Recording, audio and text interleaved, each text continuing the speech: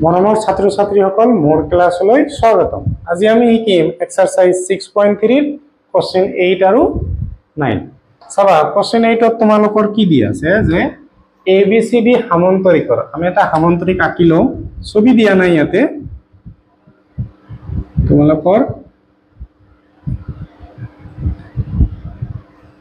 এটা সামান্তৰিক আঁকি ললো ABCD, ঠিক আছে। এটা এটা সামান্তৰিক আঁকি ললো। AD বাহুৰ বৰ্ধিত, AD বাহুক তোমালোকৰ অলপ বঢ়াই দিয়া, বৰ্ধিত অংশত ই তোমালোকৰ সাপোজ ইয়াতে ই দিয়া আছে, ঠিক আছে। এটো বি ৰ লগত সংযোগ কৰি দিয়া। এটা বিন্দু BE, তোমালোকৰ BE ৰ ওপৰত কি আছে, B ৰেখাই CD, তোমালোকৰ এই BE ৰেখাটো CD বাহুডালক কি কৰিছে, F বিন্দুত কাটিছে, F বিন্দুত ছেদ কৰে। দেখুৱা যে ABE, তোমালোকৰ ABE এই ডাঙৰ ত্ৰিভুজটো মানে এটো ABE তোমালোকৰ সদৃশ দেখাব দিছে CFB ৰ লগত। CFB তোমালোকৰ এটো ত্ৰিভুজ CFB, এই দুটা আমাৰ সদৃশ দেখাব পাৰিলে হ'ব। চাবা প্ৰথমতে লিখিম যে দিয়া আছে কি, দিয়া আছে যে ABCD এটা সামান্তৰিক আমাক দিয়া আছে, সামান্তৰিক হ'ব। এটো আমাক দিয়া আছে আৰু একো দিয়া নাই, ঠিক আছে। চাবা প্ৰমাণ কৰিব লাগে, প্ৰমাণ কৰিব লাগে। কি প্ৰমাণ কৰিব লাগে, এটো ত্ৰিভুজ ABE তোমালোকৰ সদৃশ দেখাব লাগে CFB ৰ লগত, ঠিক আছে। চাবা এতিয়া লিখিম প্ৰমাণ, ত্ৰিভুজ ABE আৰু তোমালোকৰ এইটো ত্ৰিভুজৰ নাম লিখিছে CFB ৰ পৰা চোৱা তোমালোকৰ এই কোণটো C কোণৰ লগত সমান হ'ব। কেনেকৈ, কাৰণ আমি জানো সামান্তৰিকৰ বা সামান্তৰিকৰ বিপৰীত কোণবোৰ কি হয়, সমান হয়। Angle A equal to angle C, কিয় সামান্তৰিকৰ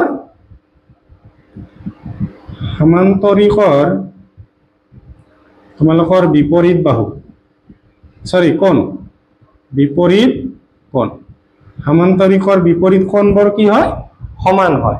আৰু তোমালোকৰ এই F এইটো সাইডৰ এই কোণটো আৰু B কোণ সমান হ'ব। কেনেকৈ, কাৰণ আমি জানো যে সামান্তৰিকৰ বাহুবিলাক কি হয়, সমান্তৰাল হয়। তেনেহলে যদি এইটো ছেদক বুলি ধৰো, আমি FB যদি আমি ছেদক বুলি ভাবো, কি হ'ব, এইটো কোণ কি একান্তৰ কোণ হিচাপে আমাৰ সমান হ'ব। ক্লাস 9 ত পাই আহিছা। এইটো আৰু এইটো সমান্তৰাল হলে মাজতটো যদি ছেদক হয়, এইটো কোণ কি হয়, তোমালোকৰ একান্তৰ কোণ হৈ যাব। এইটো কোণৰ নাম মানে কি হ'ব, কি লিখিব পাৰা, BFC সমান সমান তোমালোকৰ হৈ যাব।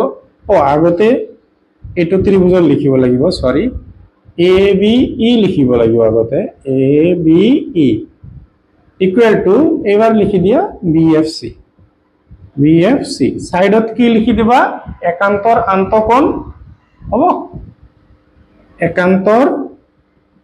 একান্তৰ আন্তঃকোণ। আমি জানো যে ত্ৰিভুজৰ দুটা কোণ যদি সমান হয়, তৃতীয় কোণটো কি হয়, সমান হ'বই, এটো চিৰসত্য কথা। তেনেহলে আমি কি ক'ব পাৰো যে ত্ৰিভুজ ABE তোমালোকৰ সদৃশ হৈ যাব কাৰ লগত, ত্ৰিভুজ CFB ৰ লগত। কি বিধিমতে, তোমালোকৰ এংগেল বা কোণ বিধিমতে। তোমালোকৰ প্ৰুফটো কমপ্লিট হল, ভিডিওটো ৰখাই লিখি লোৱা। চোৱা কোশ্চেন 9 ত কৈছে যে ABC আৰু AMP, ABC আৰু তোমালোকৰ AMP দুটা সমকোণী ত্ৰিভুজ দি আছে। সমকোণী মানে এটা কোণ 90 ডিগ্ৰী দি আছে, আৰু সমকোণ দুটা কি দি আছে, B কোণটো তোমালোকৰ 90 ডিগ্ৰী বুলি দি আছে আৰু M কোণটো তোমালোকৰ 90 ডিগ্ৰী। সমকোণ মানে কিমান, 90 ডিগ্ৰী। প্ৰমাণ কৰিব লাগে যে ABC ত্ৰিভুজটো এ এম পি তোমালোকৰ এ এম পিৰ লগত সদৃশ দেখাব দিছে আৰু আমাক এটো দেখাব দিছে চাবা প্ৰথমতে আমি লিখি লম যে দিয়া আছে বা গিভেন কি দিয়া আছে যে ত্রিভুজ এ বি সি আৰু ত্রিভুজ এ এম পি ঠিক আছে angle B equal to angle C sorry M angle B equal to angle M আমার সমকোণ বা 90 ডিগ্রি সমকোণ মানে 90 ডিগ্রি প্রমাণ কৰিব লাগে বা দেখুৱাব লাগে প্ৰমাণ কৰিব লাগে তোমালোকৰ কি প্ৰমাণ কৰিব লাগে এক নম্বৰত ত্ৰিভুজ এ বি সি সদৃশ প্ৰমাণ কৰিব দিছে ত্ৰিভুজ এ এম পিৰ লগত আৰু দুই নম্বৰত প্ৰমাণ কৰিব দিছে C A by P A equal to B C by তোমালোকৰ এম পি চাবা প্ৰমাণটো চাবা প্ৰথমতে আমি এক নম্বৰটো প্ৰমাণ কৰিম এক নম্বৰটো লিখি ললো এ বি সি তোমালোকৰ এক্সট্ৰাকে আঁকি দিছো এ বি সি যত এইটো কোণ 90 ডিগ্ৰী ঠিক আছে মনত ৰাখিবা আৰু তোমালোকৰ এইটো ত্ৰিভুজ এ এম পি যত এইটো কোণ 90 ডিগ্ৰী ঠিক আছে লিখি লম যে ত্ৰিভুজ এ বি সি আৰু ত্ৰিভুজ এ এম পিৰ পৰা চোৱা তোমালোকে কি পাবা এটো ত্ৰিভুজত এ কোণ আছে এটো ত্ৰিভুজত তোমালোকৰ এ কোণ আছে এ কি হৈ যাব সাধাৰণ কোণ angle A equal to angle A সাধারণ কোণ ঠিক আছে আমার এ কোণটো সাধারণ কোণ হৈ গল এতিয়া নেক্সট বি কোণটো আৰু এম কোণটো সমান আমাক গিভেন দিয়া আছে প্ৰদত্ত বা তোমালোকৰ দিয়া আছে বুলি লিখিব পাৰা বি কোণটো এম কোণৰ সমান এটা আমাক দিয়া আছে এতিয়া চোৱা আমি আমাৰ যদি দুটা কোণ সমান হয় তৃতীয় কোণটো তোমালোকৰ সমান হ'বই ঠিক আছে তেনেহলে আমি এঙ্গেল তোমালোকৰ বিধিমতে কি ক'ব পাৰো ত্ৰিভুজ দুটা